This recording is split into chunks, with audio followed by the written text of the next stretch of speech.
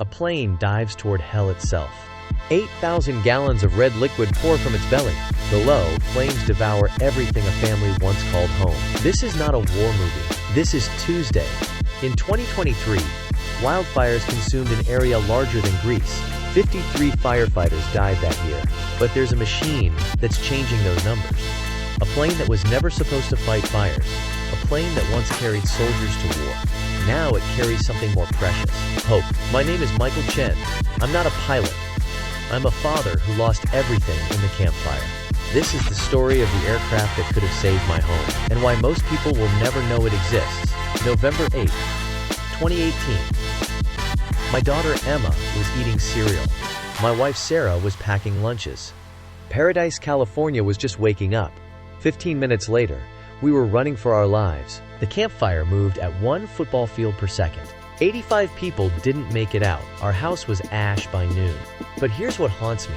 A C-130 Hercules air tanker flew overhead that morning. It dropped retardant 2 miles from our neighborhood. 2 miles.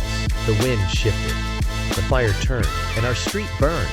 I spent 2 years asking one question. Why wasn't that plane closer? The answer broke my heart, and then filled it with something unexpected. Let me tell you about MAFFS, Modular Airborne Firefighting System. It sounds like government jargon. It is. But behind that acronym is a story of ingenuity, desperation, and retrofitted war machines saving civilian lives. The C-130 Hercules, built in 1954 to haul cargo and paratroopers, 4 turboprop engines, a 130-foot wingspan, designed to land on dirt runways in combat zones, never designed to fight fires. Until 1974, when someone had a crazy idea. What if we could turn a military transport into a flying fire truck? What if we could modify it without destroying the plane's original purpose? What if we could save forests and still save soldiers? That's when engineers created something remarkable. A system that could be loaded into the plane in 4 hours and removed just as quickly. Picture a massive tank. 5 tanks, actually. Each holds 700 gallons. Total capacity, 500 gallons of fire retardant. For context, a standard fire engine carries 500 gallons. This plane carries 27 fire engines worth. But volume isn't the miracle. The miracle is the delivery system. At 150 miles per hour, 150 feet above the ground, the crew hits a switch. Compressed air forces retardant through pipes. It exits through doors in the cargo floor. A computer calculates the exact release pattern. Too fast, and it's wasted. Too slow, and you're flying through smoke you can't see through. The coverage area is called the line. It's typically 60 feet wide and a quarter-mile long, a red barrier between civilization and chaos. But here's what the technical specs don't tell you. The human factor. The thing that makes this work. Captain Jessica Torres. She's 37. She has 2 kids. She's flown over 200 fire missions. I interviewed her at Peterson Air Force Base in Colorado. Her hand shook when she talked about the close calls. We fly low enough to see people's faces, she told me. You see someone on a rooftop, surrounded by fire, waving. You can't land. You can't rescue them directly. All you can do is drop retardant and pray it gives ground crews time. She paused. Her eyes went somewhere else. 3 years ago, we dropped on a fire in Oregon. There was a man. On his roof, I saw him. We laid down our line. Made 3 passes. Ground crews got to him 40 minutes later. He was alive. He sent me a letter. His granddaughter was in the house. She was 4 years old. Captain Torres pulled out her phone, showed me a photo. A little girl holding a drawing of a gray plane with red liquid coming out. She drew this for me, Jessica said. Her name is Lily. She's 7 now. I couldn't talk for a minute. How do you turn a cargo plane into a firebomber? Carefully. The MAFFS system was designed by the U.S. Forest Service and military engineers. It had to meet impossible requirements. Install quickly. Remove quickly. Don't damage the aircraft. The system sits on rails built into the cargo floor. Standard cargo rails. Already there. Already rated for heavy loads. The tanks are aluminum and composite. They weigh 10,000 pounds empty. They weigh 122,000 pounds full. The C-130 can handle it. Barely. The compressed air system is the genius part. No pumps. No mechanical failures. Just regulated air pressure. The same system used to airdrop cargo, repurposed. Reimagined. Installation happens in a hangar at military bases. 4 hours with a trained crew.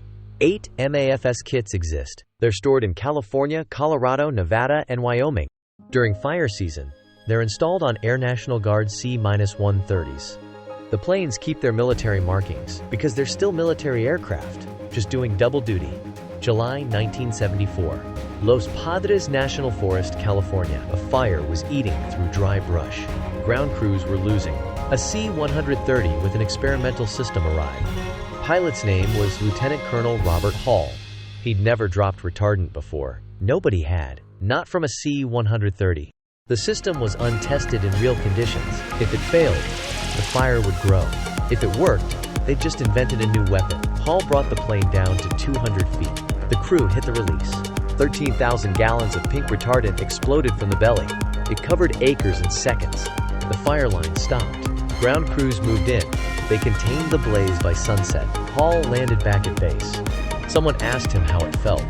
He said, like watching Niagara Falls come out of a briefcase. That first mission changed everything. Fire seasons are getting longer, hotter, more destructive.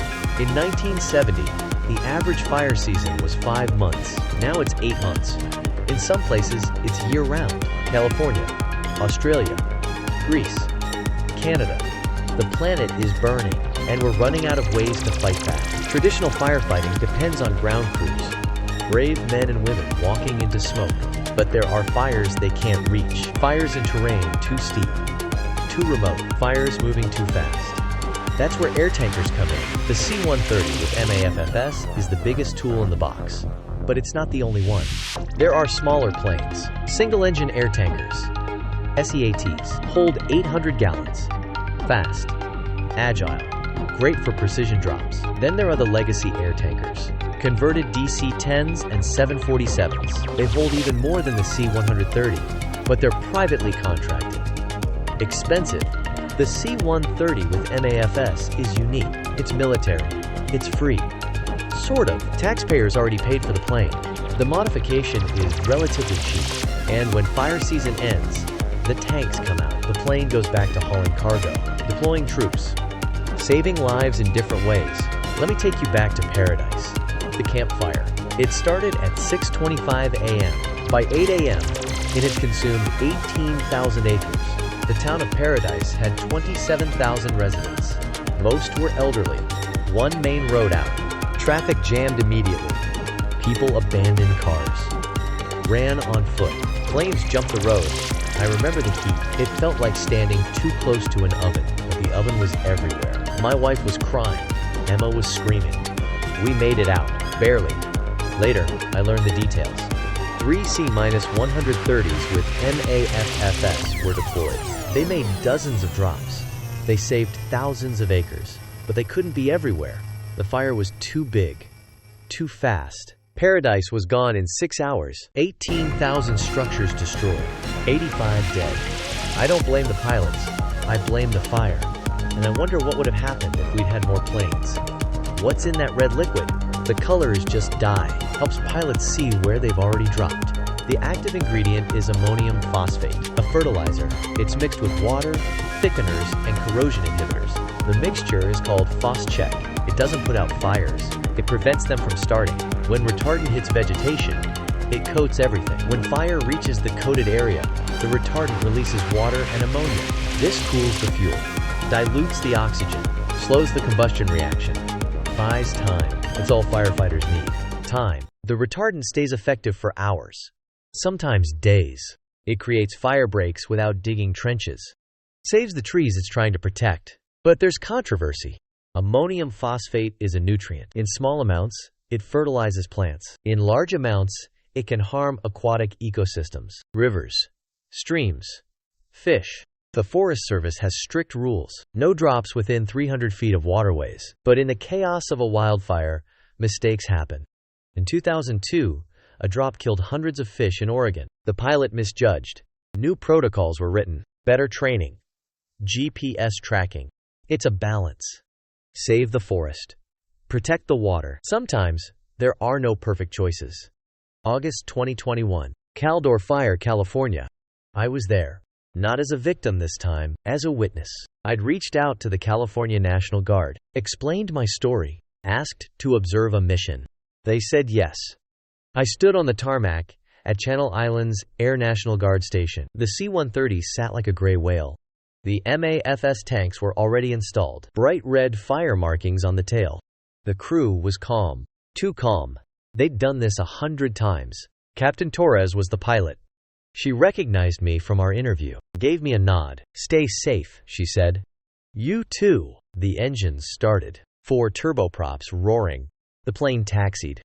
I watched it take off, climbing into smoke-filled sky. I tracked the flight on radio. "Alpha Tango 12, you're cleared to drop zone." "Copy. 2 minutes out." I imagined them descending, threading through smoke. The Wildfire was massive, over 200,000 acres. It had already destroyed hundreds of homes. It was heading toward Lake Tahoe. If it reached the lake basin, thousands more homes would burn. "Drop in 3, 2, 1. Mark." I pictured the release. The red waterfall. The firebreak forming below. "Good drop. Good drop. Ground crews are moving in." Relief in the voice. The plane circled back to base. Landed 40 minutes later. Torres climbed out. She looked exhausted. "How was it?" I asked. "We might have just saved South Lake Tahoe," she said. She was right. The fire was stopped 3 days later. The city survived. Flying low through smoke is terrifying. Visibility drops to 0. Pilots rely on instruments. GPS radar altimeters. Instinct. One mistake, and you're flying into a mountain. Or into the fire itself. In 2012, a C-130 crashed in South Dakota. The crew was fighting a wildfire. The plane descended too low, hit a ridge. All 4 crew members died. The investigation found nothing wrong with the plane. No mechanical failure. Just a tragic miscalculation. Torres told me about a close call. "We were dropping on a fire in Montana," she said. "Smoke was heavy. Couldn't see anything. We descended to drop altitude, 150 feet. Suddenly, the terrain alarm screamed. Mountain ridge directly ahead. We pulled up, hard, missed it by 50 feet. My co-pilot threw up after we landed." She laughed, but her hands were shaking again. The danger is constant. Wind shifts can push smoke into the flight path. Fire creates its own weather. Updrafts, downdrafts, turbulence. The plane gets thrown around. The crew gets thrown around. And they keep flying, because people are counting on them. The C-130 with MAFFS is an American solution. But fire is a global problem. Other countries have their own systems. Canada uses CL-415 water scoopers, amphibious planes that land on lakes. Scoop water while moving, take off again. Incredibly efficient, but limited to areas with water. Australia uses everything. C-130S. Helicopters with buckets. Drones for reconnaissance. They've been fighting mega fires for decades. They've learned hard lessons. In 2020, fires burned 46 million acres in Australia. 33 people died. 3 billion animals died. The world watched and realized this is the new normal. Europe is adapting too. Greece, Spain, Portugal. They've started their own aerial firefighting programs, buying planes, training crews. Because the fires keep coming. Climate change is accelerating the crisis. Droughts last longer. Vegetation dries out faster. One spark is all it takes. And there are always sparks. Lightning. Power lines. Campfires. Human error. We can't stop the fires. But we can fight back. And the C-130 is one of our best weapons. Engineers are constantly improving MAFFS. The newest version is MAFFS-2. Lighter tanks, better airflow control, more precise drops. Some planes are testing foam systems. Instead of retardant, they drop fire-suppressing foam. It sticks to surfaces better, lasts longer. There's talk of autonomous systems, drones that can drop retardant remotely, controlled from the ground. No risk to pilots. But we're years away from that. For now, it's still human pilots. Human courage. What if we had twice as many planes? What if MAFFS was on every C-130 in the fleet? What if we could respond faster, drop more, cover more area? Would it be enough? Maybe not. But it would be something. Jessica Torres told me about her dream. "I want a day when we're not needed," she said. "When fire season is mild, when nobody loses their home. But until then, we'll keep flying. 3 years after the campfire, Sarah and I rebuilt. Not in paradise. That town is still recovering. We moved to Oregon, bought a small house. Emma is 12 now. She draws sometimes. Pictures of planes. Always planes. I asked her why. Because they help people, Dad. She doesn't remember much from that day. The terror. The smoke. She remembers the red liquid. She remembers feeling safe when she saw it. Children's memories are strange like that. Last summer, a fire started near our new home. Small. Contained quickly. A C-130 flew overhead. Emma ran outside. Watched it. I stood next to her. That's Captain Torres' plane, I said. Emma smiled. The plane made its drop. Red line across the forest. The fire stopped spreading. Ground crews moved in. It was over in 6 hours. Nobody lost their home that day. I thought about all the Jessica Torres out there. All the crews risking their lives. All the families they save without ever meeting. It's an invisible heroism. No parades. No medals. Just quiet professionalism. And the knowledge that somewhere, a little girl is drawing your plane. Wildfires are a force of nature. They've existed for millions of years. Forests evolved with fire. Some trees need fire to release seeds. Fire clears underbrush. Returns nutrients to soil. It's part of the cycle. But we've disrupted that cycle. We build homes in fire zones. We suppress small fires, letting fuel accumulate. Then when the big fires come, they're catastrophic. We can't fight nature, but we can adapt. We can be smarter about where we build. We can manage forests better. We can invest in firefighting technology. The C-130 with MAFFS is part of that adaptation. It's not a perfect solution, but it's a human solution. It represents our refusal to give up, our insistence on protecting what we love, even when the odds are impossible. Especially then. Captain Torres is training the next generation, young pilots who grew up seeing these fires, who understand the stakes. The MAFFS program has trained over 500 aircrews. They've dropped millions of gallons, saved countless acres, saved countless lives. The exact numbers are impossible to calculate. How do you count the homes that didn't burn? The families that didn't have to flee? The children who didn't have to draw planes from memory? You can't, but you know it matters. Every drop matters. Every mission matters. The C-130 Hercules was built for war, but it found its purpose in peace, protecting, saving, serving. That's the legacy. Not the technology, not the statistics, the people, the families, the hope. I've told you about a plane, but this isn't really about a plane. It's about what we do when everything's burning. It's about the people who fly toward the fire when everyone else is running away. It's about my daughter, drawing planes, believing in heroes. The C-130 with MAFFS saved lives during the Caldor fire. It saved homes during the Dixie fire. It's saving lives right now. Somewhere, a crew is suiting up. Somewhere, a fire is starting. And somewhere, a gray plane with red liquid is lifting off, heading toward the smoke. I don't know their names, but I know they're heroes, and I know they're not giving up. Neither should we. If this story moved you, don't keep it to yourself. Hit that subscribe button, because next time, I'm investigating something even more unbelievable. The helicopter pilot who saved an entire town using nothing but a bucket. You won't believe what happens when the water runs out. Thank you for watching, and be on the lookout for the next video. Stay safe out there. And remember, when you see red in the sky, someone's fighting for you.